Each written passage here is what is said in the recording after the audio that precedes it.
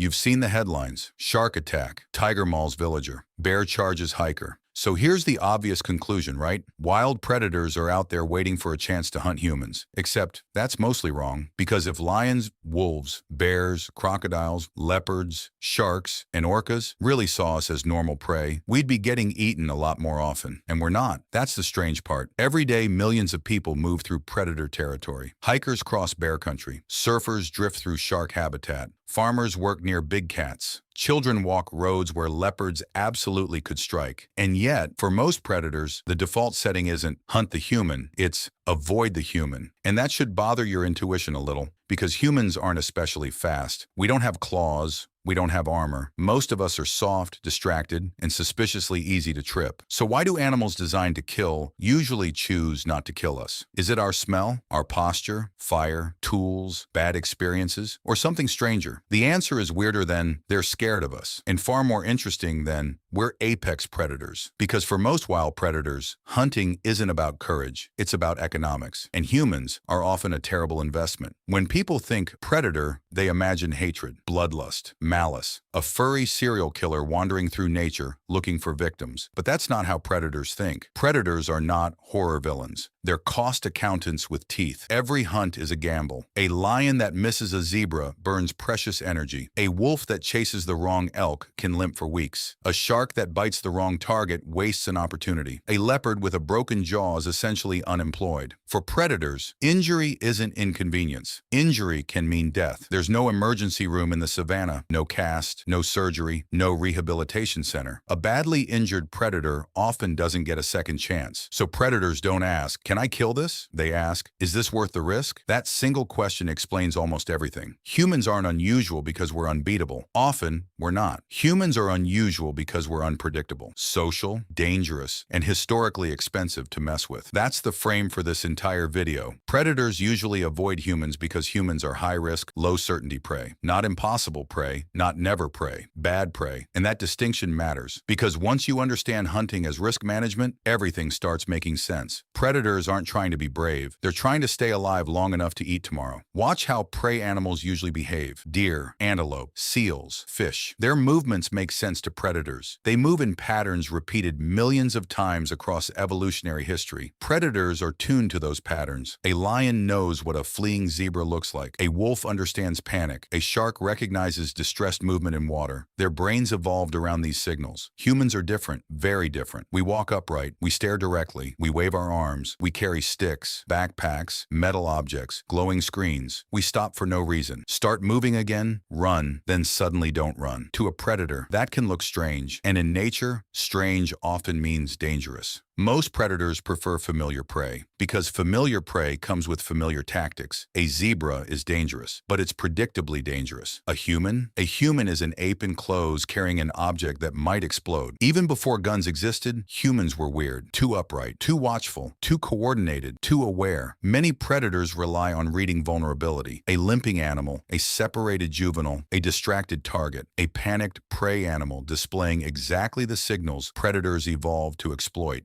Humans often fail to emit those signals. We make eye contact. We stand our ground. We cluster together. We yell. We throw things. We act slightly insane. And from the predator's perspective, that's probably a fair assessment. But posture alone isn't the answer, because predators do attack humans sometimes. Rarely, but it happens. So what separates the exceptions from the rule? Three things: opportunity, condition, and precedent. Remember those, because they explain nearly every attack you're about to hear about. Nature doesn't reward bravery. It rewards efficiency. Think of every hunt as a business deal. A predator asks, how much energy will this cost? How likely am I to succeed? How likely am I to get hurt? How much food do I gain? Can I repeat this strategy tomorrow? Now run humans through that system, and suddenly, we don't look very attractive. Problem one: humans are hard to isolate. Predators often target the weak, the young, the distracted, the vulnerable. Humans tend to travel in groups, near settlements, near dogs, near tools, near noise. Even one human alone isn't always truly alone, because humans have a habit of returning later, usually with friends. Problem two: humans fight back later. A zebra can kick, a buffalo can gore, a deer can escape, but a human can survive an attack and return tomorrow with 10 more humans, with traps, torches, vehicles, weapons, and a deeply personal grudge. Predators Predators don't need to understand civilization, they just need experience. A few bad encounters teach the lesson quickly: stay away from humans. Problem 3. Humans aren't always worth the calories. This varies by predator, but compared to large herbivores, humans aren't necessarily the most profitable meal available. If easier prey exists, most predators choose easier prey because easy prey keeps you alive. Problem 4. Humans are environmentally loud. We change landscapes, cut trails, build roads, light fires, leave smells, make noise, create problems. Many predators learn to associate human presence with risk